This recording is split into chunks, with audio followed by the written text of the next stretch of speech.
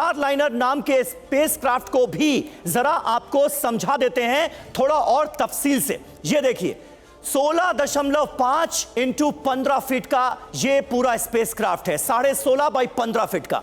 7 अंतरिक्ष यात्रियों की इसकी पूरी कैपेसिटी है। 7 अंतरिक्ष यात्री इसके अंदर जा सकते हैं स्पेस।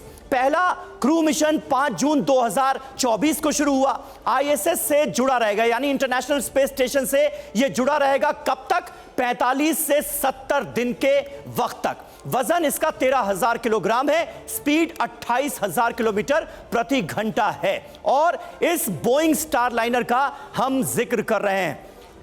और एक और जानकारी आपको दे दें, बोइंग स्टारलाइनर दिखता कैसा है ये आपने जाना, अब आपको बताते हैं। जिस स्टारलाइनर के चलते सुनीता अंतरिक्ष में फंसी उससे जुड़े जरूरी पार्ट्स कौन कौन से हैं। एक तो इसका ये क्रू मॉड्यूल होता है, दूसरा सर्विस मॉड्यूल, फिर एक खिड़की आपको नजर आ रही है, थ्रस्टर्स जिसका हम जिक्र कर रहे थे, कई थ्रस्टर्स खराब हुए हैं, रेडिएटर और हीट शील्ड। इन सब को मिलाकर एक ऐसा अभूतपूर्व इंतजाम किया जाता है ताकि धरती से स्पेस तक का सफर तय करने में किसी तरह की कोई दिक्कत हो ना। शाहरुख साहब, क्या दिक्कत सबसे ज्यादा आपको नजर आती है? आपका एक्सपीरियंस, आपकी पूरी स्टडी क्या कहती है? इस वक्त सबसे बड़ी मुश्किल बोइंग स्टारलाइनर के लिए क्या है? सबसे बड़ी दिक्कत यह है कि जैसा कि सर ने बताया कि लीकेज जो है हीलियम का, वो पहले से एक अंदेशा था कि एक लिमिट से ज़्यादा लीकेज दिख रही है हमें, पर तब भी उसे क्लियरेंस दे दी गई, जो कि इतनी बड़ी बात नहीं थी। पर जब वहां पे हम पहुंचे तो पता चला कि इसके साथ और भी कई सारे, मतलब मल्टीट्यूड ऑफ थिंग्स हैं जो कि हमारे काबू में नहीं है। जैसे कि थ्रस्टर्स खराब होना शुरू हो गए। 7 बड़े थ्रस्टर्स होते हैं उसमें जो कि उसे पुश करते हैं, जिसमें से एक मेजर थ्रस्टर खराब हो गया, तो ये बड़ा एक उनके लिए झटका था। साथ ही साथ देखा उन्होंने कि जिस अमाउंट में उन्होंने देखा था कि लीकेज हो रहा है, उससे बहुत ज्यादा अमाउंट में हीलियम लीक कर रहा है। अब हीलियम का एक तो काम होता है कि आपके फ्यूल को प्रेशराइज करना ताकि जो है आगे थ्रस्टर्स काम करें। एक और काम होता है कि उसके क्रूशियल एलिमेंट्स जैसे कि कुछ खास तरह के इलेक्ट्रॉनिक्स जो होते हैं उनको सेफगार्ड करना हीट से। जब वापस धरती पे आएगा हमारा ये पूरा प्रोब, तो उस वक्त बहुत हाई हीट होती है वहां पे। उसको रोकने के लिए, उसको शील्ड करने के लिए हीलियम एक महत्वपूर्ण काम करता है। वो उसे शील्ड करता है क्योंकि वो एक तरह की इनर्ट गैस है, वो अपने अंदर से हीट को पास नहीं होने देता। तो हमारे महत्वपूर्ण जो इलेक्ट्रॉनिक्स हैं उसको वो सेफगार्ड करता है। अगर उसकी अमाउंट बहुत ज्यादा हमारे पास कम होगी तो ये एक बड़ी प्रॉब्लम हो सकती है, क्योंकि ऐसा ही हो चुका है। बड़ी प्रॉब्लम का लेकिन मतलब क्या है? आप कह रहे हैं एक बड़ा थ्रस्टर जो है वो खराब हुआ है, हीलियम का लीकेज जो है वो जिस लेवल पर हुआ है वो चिंताजनक है। क्या ये खराबियां वापसी को भी अटका सकती हैं?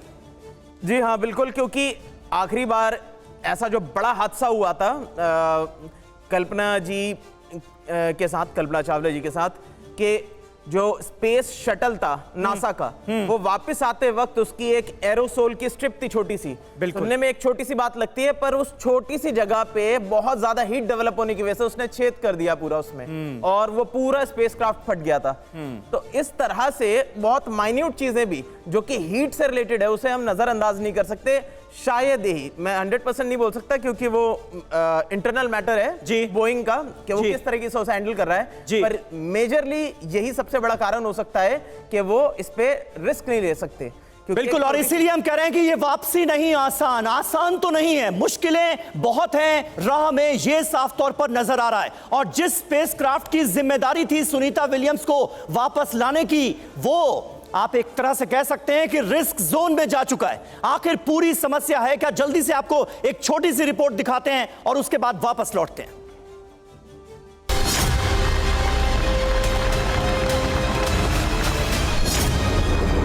13,000 किलो वजन, 16 फीट लंबा, ये वही स्पेसक्राफ्ट है जिससे सुनीता विलियम्स ने 5 जून को अंतरिक्ष की उड़ान भरी। नाम है बोइंग स्टारलाइनर।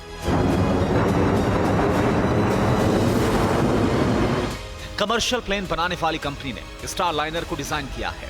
साल 2010 में स्टारलाइनर का पहला मॉडल सामने आया, लेकिन सालों तक मिशन की विफलता के बाद 2022 में पहला मिशन कामयाब रहा, जिसने अंतरिक्ष यात्रियों के स्पेस में जाने का रास्ता तैयार किया। हालांकि सुनीता के इंटरनेशनल स्टेशन में जाने से पहले ही स्पेसक्राफ्ट में कई तकनीकी खामियां सामने आई थी और अब तो ये परेशानी कंट्रोल से बाहर हो गई है।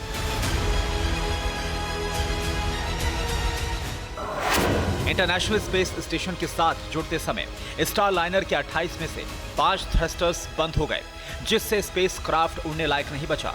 ऐसे में पहली बार यान को स्पेस स्टेशन के साथ जोड़ने की प्रक्रिया रोकी गई। कुछ ही देर में गड़बड़ियां ठीक होने लगी, लेकिन मुसीबत तब बढ़ी जब स्पेसक्राफ्ट में 5 जगह से हीलियम गैस लीक हुई। लेकिन सवाल अब भी कायम है, आखिर अंतरिक्ष यान में ये तकनीकी खराबी हुई क्यों? यही जवाब दुनिया भर के स्पेस साइंटिस्ट नासा और बोइंग से पूछ रहे हैं। आखिर सुनीता विलियम्स जैसे स्टार एस्ट्रोनॉट को ले जाने वाला स्पेसक्राफ्ट कमजोर कैसे साबित हो गया? क्योंकि अब अगर ये स्पेसक्राफ्ट सुनीता को लेकर लौटता है तो पृथ्वी के वायुमंडल में दाखिल होते ही सर्विस मॉड्यूल जलकर खाक हो जाएगा। ऐसे में स्पेसक्राफ्ट में गड़बड़ी की वजह हमेशा के लिए राज बन जाएगी।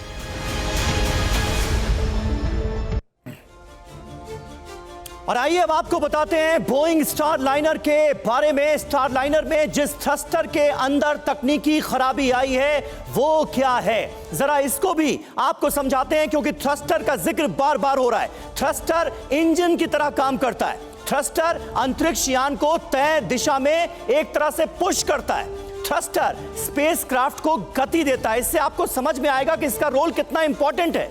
थ्रस्टर लैंडिंग में भी मदद करता है, और अगर सारे थ्रस्टर्स में खराबी आ गई तो फिर लैंडिंग अटक सकती है, इसमें कहीं कोई शक है नहीं। अब आपको सुनीता विलियम्स के स्पेसक्राफ्ट में आई दूसरी समस्या यानी हीलियम गैस लीकेज के बारे में बताते हैं। यह दूसरी और बड़ी समस्या है। थ्रस्टर्स चलाने में हीलियम मददगार होते हैं। लीकेज की वजह अब तक साफ नहीं है, लेकिन लीकेज हुआ है यह क्लियर है। लॉन्च से पहले हीलियम लीक होने का दावा किया गया है।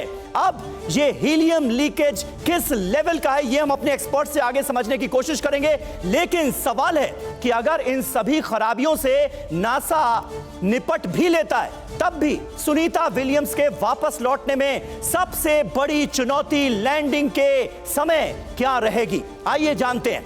लैंडिंग के वक्त की चुनौतियों का जिक्र करते हैं। पृथ्वी के वायुमंडल में आते समय बढ़ता है तापमान। क्रू मॉड्यूल में एस्ट्रोनॉट के जिंदा रहने लायक स्थितियां होती हैं। पैराशूट को जोड़े रखने वाले लिंक की मजबूती बहुत अहम हो जाती है। ऐसे में सभी थ्रस्टर्स का ठीक से काम करना इसीलिए कहा जाता है कि बहुत जरूरी होता है। हमारे साथ तमाम एक्सपर्ट्स मौजूद हैं। मनीष, एक बार फिर मैं चाहूंगा कि आप जरा यहां पर आएं बोइंग स्टार लाइनर के पास और हमारे दर्शकों को यह समझाएं कि ये थ्रस्टर्स, उधर भी एक छड़ी है, ये थ्रस्टर्स जो हैं ये कितने इंपॉर्टेंट हैं। क्योंकि थ्रस्टर्स, अभी जो मैंने जानकारी अपने दर्शकों को दी है, हर किसी के जहन में तो यही आ रहा होगा कि थ्रस्टर्स अगर खराब हो गए तो लैंडिंग ही नहीं हो पाएगी। ऐसे में सुरक्षित स्टार लाइनर वापस धरती पर लौटेगा, इसकी संभावना आपको क्या नजर आती है?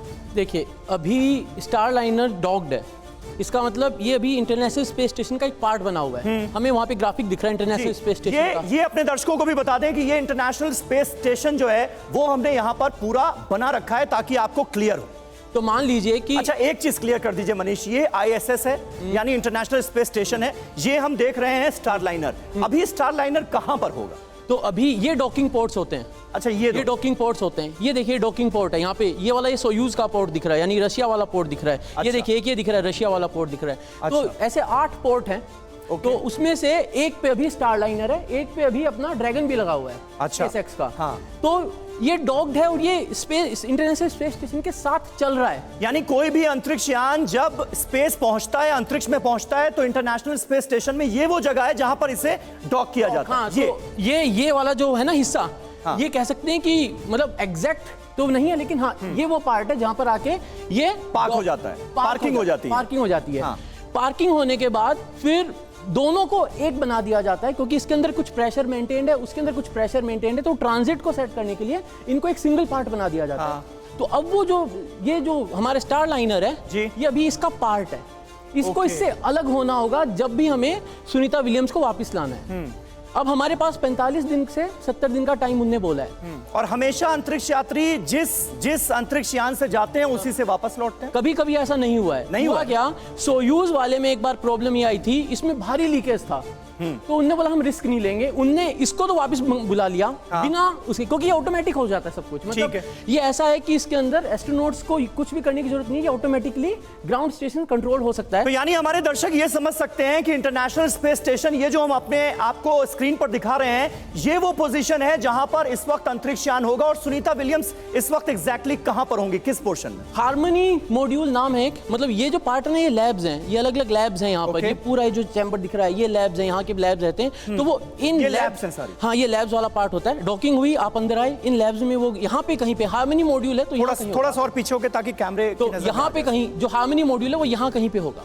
अच्छा, यहाँ पर ये वो पोजीशन होगी जहां पर अंतरिक्ष यात्री इस वक्त मौजूद होंगे। आप ये कह रहे हैं जो सुनीता विलियम्स और बाकी जो हैं। ठीक है। तो अभी मैं आपको बताता हूँ जो रशिया के साथ क्या हुआ था। उनका जो सोयूज था उसमें प्रॉब्लम आई, लीकेज की प्रॉब्लम थी। उनने क्या करा, उसको वापस बुला लिया, लेकिन जो उसके अंदर कॉस्मोनॉट्स गए थे उनको इंटरनेशनल स्पेस स्टेशन पे छोड़ दिया। और उनको लाने के लिए उनने दूसरा एक क्रू मॉड्यूल भेजा। तो अभी यहाँ पर हम जब बात कर रहे हैं कि मान लीजिए यहाँ से हमें इसको अनडॉक करना है, अनडॉक करने में थ्रस्टर्स का क्या रोल है वो देखें।